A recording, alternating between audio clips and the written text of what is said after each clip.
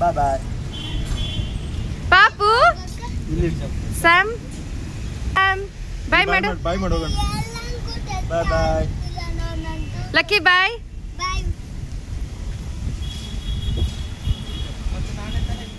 ನಮಸ್ತೆ, ನಾನು ನಿಮ್ಮ Chaitanya. Welcome back to my YouTube channel Chaitanya Gowda 1225. ಎಲ್ರಿಗೂ ತಿಳಿದೇ ಇದೆ ಇವತ್ತೆಲ್ಲೋ ಹೋಗ್ತಾ ಇದ್ದೀರಿ ನಾವು ಅಂತ. ಯಾಕಂದರೆ ಆಲ್ರೆಡಿ ನನ್ನ ಮಕ್ಕಳೆಲ್ಲರಿಗೂ ಬಾಯ್ ಮಾಡಿದ್ರು ಅಲ್ವಾ. ಹೌದು, ಇವತ್ತು ನನ್ನ ಮಗಳ ಬರ್ಡೇ ಇರೋದ್ರಿಂದ ಮನೆ ದೇವಸ್ಥಾನಕ್ಕೆ ಹೋಗ್ತಾ ಇದ್ದೀರಿ. ವೆದರ್ ನೋಡಿ ಎಷ್ಟು ಚೆನ್ನಾಗಿದೆ, ಹಾಗೆ ನೇಚರ್ ನೋಡ್ತಾ ಇದ್ರೆ ನೋಡ್ತಾನೇ ಇರಬೇಕು ಅನಿಸ್ತಿದೆ. ನಮ್ಮ ಮನೆ ದೇವಸ್ಥಾನ ಬಂದು ಸೀತಿ ಬೆಟ್ಟ ಅಂತ. ಈ ಹೆಸರೆಲ್ಲರೂ ಕೇಳೇ ಇರ್ತೀರಾ ಅಂತ ಅಂದ್ಕೊಳ್ತೀನಿ. ಹೌದು, ಯಾಕಂದರೆ ಈ ದೇವಸ್ಥಾನದಲ್ಲಿ ಸುಮಾರು ಫಂಕ್ಷನ್ಸ್ ನಡೆಯುತ್ತೆ. ಲೈಕ್ ದೊಡ್ಡವರ ಎಲ್ಲರದು ಆಲ್ಮೋಸ್ಟ್ ಎಲ್ಲ ಏನಾದರೂ ಫಂಕ್ಷನ್ಸ್ ಇದ್ದರೆ ಇಲ್ಲಿ ಬಂದು ಮಾಡ್ತಾರೆ. ಕಿವಿ ಚುಚ್ಚೋ ಶಾಸ್ತ್ರ ಆ ರೀತಿ ಎಲ್ಲ ಇಲ್ಲೇ ನಡೆಯುತ್ತೆ ಅಂತ ಹೇಳ್ತಾರೆ. ಜಾಸ್ತಿ ನನ್ನ ಮಕ್ಕಳಿಗೂ ಇಲ್ಲೇ ನಾವು ಮೊದಲನೇ ಬಾರಿಗೆ ಮುಡಿ ಕೊಟ್ಟಿದ್ದು, ಯಾಕಂದರೆ ಮನೆ ದೇವಸ್ಥಾನದಲ್ಲೇ ಕೊಡಬೇಕು ಅಂತ. ಹಾಗೆ ನಮ್ಮ ತರುಣ್ಗೆ ನಾನು ತೆಂಗಿನಕಾಯಿ ಯಾವ ರೀತಿ ಹೊಡಿಬೇಕು ಕ್ಲೀನಾಗಿ ಅಂತ ಹೇಳ್ಕೊಡ್ತಾ ಇದ್ದೀನಿ. ನೋಡಿ ಎಷ್ಟು ನೀಟಾಗಿ ತೆಂಗಿನಕಾಯಿ ಹೊಡೆದ್ರೆ ರೌಂಡಾಗಿ ಬರುತ್ತೆ ಅಂತ ಟ್ರಿಕ್ಸ್ ಕೂಡ ಕಲಿಸ್ಕೊಡ್ತಾ ಇದ್ದೀನಿ. ಬಟ್ ಅವನಿಗೆ ಕಲ್ಕೊಳ್ಳೋ ಪೇಷನ್ಸ್ ಇಲ್ಲ. ಎಷ್ಟು ಡೀಪಾಗಿ ಎಕ್ಸ್ಪ್ಲೈನ್ ಮಾಡಿ ತೆಂಗಿನಕಾಯಿ ಹೊಡೆಯೋದು ಹೇಳ್ಕೊಡ್ತಾ ಇದ್ದೀನಿ.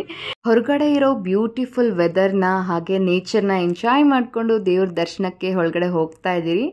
ಆದಷ್ಟು ಫೋಟೋಸ್ ಸೆಲ್ಫೀಸ್ ತೊಗೊಳೋದಕ್ಕೆ ಟ್ರೈ ಮಾಡಿದ್ರಿ. ಬಟ್ ವೆದರ್ ಈ ರೀತಿ ಇರೋದ್ರಿಂದ ಗಾಳಿ ತುಂಬ ಇದೆ, ಫೋಟೋಸ್ ತೊಗೊಳೋದಕ್ಕೆ ಆಗೋದಿಲ್ಲ. ಸ್ಟಿಲ್ ಟ್ರೈ ಮಾಡಿ ಸ್ವಲ್ಪ ವೀಡಿಯೋಸ್ ಕ್ಲಿಕ್ ಮಾಡ್ಕೊಂಡ್ರಿ. ಹಾಗೆ ನಾನು ಸುಮಾರು ದಿನದಿಂದನೂ ಒಂದು ದೇವರಲ್ಲಿ ಒಂದು ಪ್ರಾರ್ಥನೆ ಮಾಡ್ಕೊಂಡಿದ್ದೆ, ಈ ರೀತಿ ದೀಪ ಹಣಿಸ್ತೀನಿ ಅಂತ. ಅದು ಕೂಡ ಇವತ್ತಿಗೆ ನೆರವೇರ್ತಾ ಇದೆ. ಸೋಮವಾರ ಆಗಿರೋದ್ರಿಂದ ಶಿವನ ದೇವಸ್ಥಾನದಲ್ಲಿ ತೆಂಗಿನಕಾಯಿ ದೀಪ ಹಣಿಸಿದ್ರೆ ತುಂಬ ಒಳ್ಳೆಯದಾಗುತ್ತೆ. ಇದೊಂದು ನನ್ನ ನಂಬಿಕೆ. ನಾನು ಯಾರಿಗೂ ಫೋರ್ಸ್ ಮಾಡ್ತಿಲ್ಲ, ಏನು ಎಕ್ಸ್ಪ್ಲನೇಷನ್ ಇದ್ರ ಬಗ್ಗೆ ಕೊಡ್ತಿಲ್ಲ. ಇದು ನನ್ನ ಮಗಳ ಬರ್ಡೇ ಸೆಲೆಬ್ರೇಷನ್ ಲಾಗ್ ಆಗಿರೋದ್ರಿಂದ ನನ್ನ ಮಗಳಾದರೆ ಬೆಳಗ್ಗೆಯಿಂದನೂ ತುಂಬ ಎಂಜಾಯ್ ಮಾಡ್ತಿದ್ದಾಳೆ ಅವಳ ಬರ್ಡೇ ಸೆಲೆಬ್ರೇಷನ್ ಡೇನ. ಹಾಗೆ ನಾವು ಕೂಡ ಅವಳ ಜೊತೆ ತುಂಬಾ ಎಂಜಾಯ್ ಮಾಡ್ತಾಯಿದ್ದೀರಿ. ಅವಳ ಪ್ರತಿಯೊಂದು ಮೂಮೆಂಟ್ಸ್ನೂ ನಾವು ಕ್ಯಾಪ್ಚರ್ ಮಾಡ್ಕೊಳ್ತಾ ಇದ್ದೀರಿ. ಹಾಗೆ ದೇವಸ್ಥಾನದಲ್ಲಿ ಸ್ವಲ್ಪ ಹೊತ್ತು ಮಕ್ಕಳು ಟೈಮ್ ಸ್ಪೆಂಡ್ ಮಾಡಿದ್ರು. ಈಗ ದೇವಸ್ಥಾನದಿಂದ ಹೊರಡೋ ಟೈಮ್ ಆಗಿದೆ. ದರ್ಶನ ಎಲ್ಲ ತುಂಬ ಚೆನ್ನಾಗಾಯಿತು. ಏನೋ ನಮ್ಮ ಪುಣ್ಯಕ್ಕೆ ಇವತ್ತು ಸ್ವಲ್ಪ ಫ್ರೀ ಆಗಿತ್ತು. ಯಾಕಂದರೆ ಈ ಟೆಂಪಲಲ್ಲಿ ಯಾವಾಗೂ ತುಂಬ ರಶ್ ಇರುತ್ತೆ. ನಾವು ಎಕ್ಸ್ಪೆಕ್ಟ್ ಮಾಡಿದ್ರಿ, ಯಾಕಂದರೆ ಸೋಮವಾರ ಆಗಿರೋದ್ರಿಂದ ರಶ್ ಇರುತ್ತೆ ಅಂತ. ಬಟ್ ಸ್ವಲ್ಪ ಕಡಿಮೆ ಇದ್ದಿದ್ದರಿಂದ ಬೇಗ ದರ್ಶನ ಸಿಕ್ತು ನಮಗೆ. ಸುಮಾರು ದಿನದಿಂದನೂ ನಾನು ಮನೆ ದೇವರ ದೇವಸ್ಥಾನಕ್ಕೆ ಬರಬೇಕು ಅಂತ ಅಂದ್ಕೊಳ್ತಾ ಇದ್ದೆ. ಈಗಂತೂ ಮಗಳ ಬರ್ಡೇ ನೆಪದಲ್ಲಿ ದೇವಸ್ಥಾನಕ್ಕೆ ಬಂದಿದ್ದೀರಿ. ನೀವು ಬೇಕಾದರೆ ಗಮನಿಸಿ, ಎಲ್ಲಾದರೂ ದೇವಸ್ಥಾನಕ್ಕೆ ಹೋಗಿ ಬಂದಮೇಲೆ ಏನೋ ಮನಸ್ಸಲ್ಲಿ ಒಂಥರ ನಿರಾಳ ನೆಮ್ಮದಿ ಅಂತ ಅನಿಸುತ್ತೆ. ನನಗೆ ಯೂಶ್ವಲ್ ಆಗಿ ಟೆಂಪಲ್ಗೆ ಹೋಗಿ ಬಂದಾಗ ಯಾವಾಗೂ ಆ ರೀತಿಯೇ ಅನಿಸುತ್ತೆ. ಅದರಲ್ಲೂ ನಮ್ಗೆ ತುಂಬ ಇಷ್ಟಪಡೋ ಟೆಂಪಲ್ಸ್ಗೆ ಹೋದಾಗಂತೂ ಮನಸ್ಸಿಗೆ ಒಂಥರ ಸಮಾಧಾನ ಆಗುತ್ತೆ. ಇಲ್ಲಿ ನನ್ನ ಮಗಳ ಬರ್ಡೇ ಸೆಲೆಬ್ರೇಷನ್ ಮಾಡ್ತಿರೋದ್ರಿಂದ ಇಲ್ಲಿ ಒಂದು ನನ್ನ ಮಗನಿಗೆ ಸ್ವಲ್ಪ ಜಲಸ್ ಫೀಲ್ ಆಗ್ತಿದೆ. ಅವಳನ್ನ ತುಂಬ ಪ್ರಿಯಾಟೈಸ್ ಮಾಡ್ತಿದ್ದಾರೆ ಅವರಪ್ಪ, ನನ್ನ ಕೇರ್ ಮಾಡ್ತಿಲ್ಲ ಅಂತ. ಆ ರೀತಿ ಇಬ್ಬರು ಮಕ್ಕಳಿದ್ದಾಗ ಹಾಗೇ ಆಗುತ್ತೆ, ಏನು ಮಾಡೋದಕ್ಕೆ ಆಗೋದಿಲ್ಲ. ನಾನು ಆದಷ್ಟು ನನ್ನ ಮಗನ ಕಡೆನೇ ಸಪೋರ್ಟ್ ಮಾಡ್ತೀನಿ ಅಂತ ಎಲ್ಲರೂ ಹೇಳ್ತಾರೆ. ಬಟ್ ಆ ಮಕ್ಕಳು ಎಲ್ಲರಿಗೂ ಒಂದೇ. ತಂದೆ ತಾಯಿಗೆ ಇಬ್ಬರಾಗಲಿ 4 ಜನ ಮಕ್ಕಳಿರಲಿ, ಎಲ್ಲ ಮಕ್ಕಳು ಸರಿಸಮಾನನೇ. ಯಾಕಂದರೆ ಎಲ್ಲರೂ ನಮ್ಮ ಮಕ್ಕಳೇ ಅಲ್ವಾ.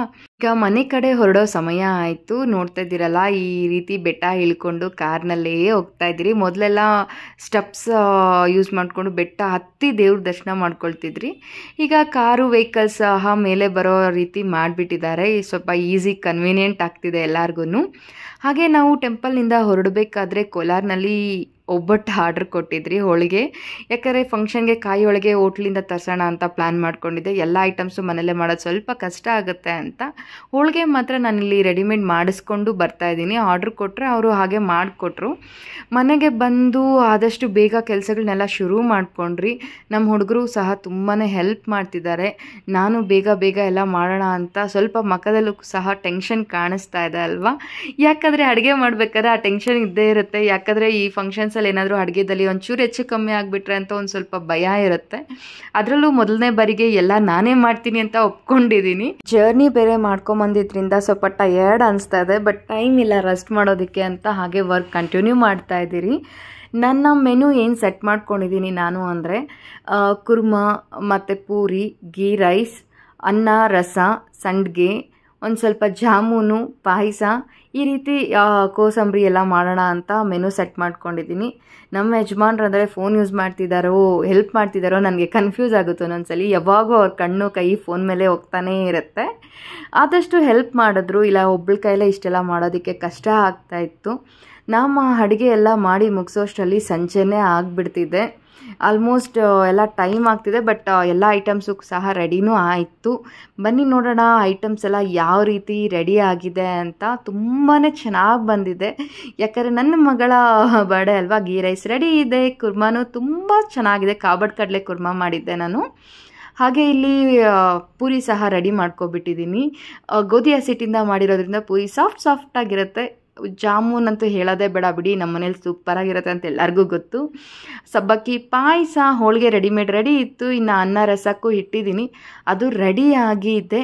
ಅಷ್ಟರಲ್ಲಿ ಡೆಕೋರೇಷನ್ ಅವ್ರು ಸಹ ಬಂದರು, ಅವರು ಅವರ ಕೆಲಸಗಳನ್ನು ಮಾಡ್ತಿದ್ದಾರೆ. ಈಗ ಬನ್ನಿ ನಮ್ಮ ಫೈನಲ್ ಡೆಕೋರೇಷನ್ ಲುಕ್ ಯಾವ ರೀತಿ ಇದೆ ಅಂತ ತೋರಿಸ್ತೀನಿ.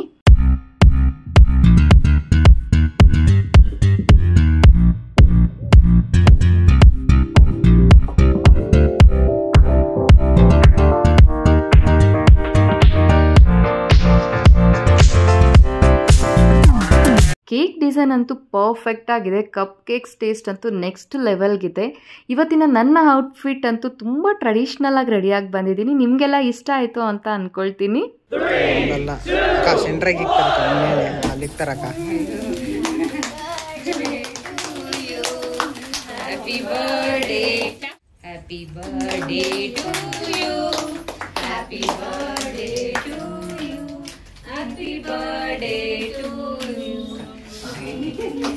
God bless you. Thank you. Lucky,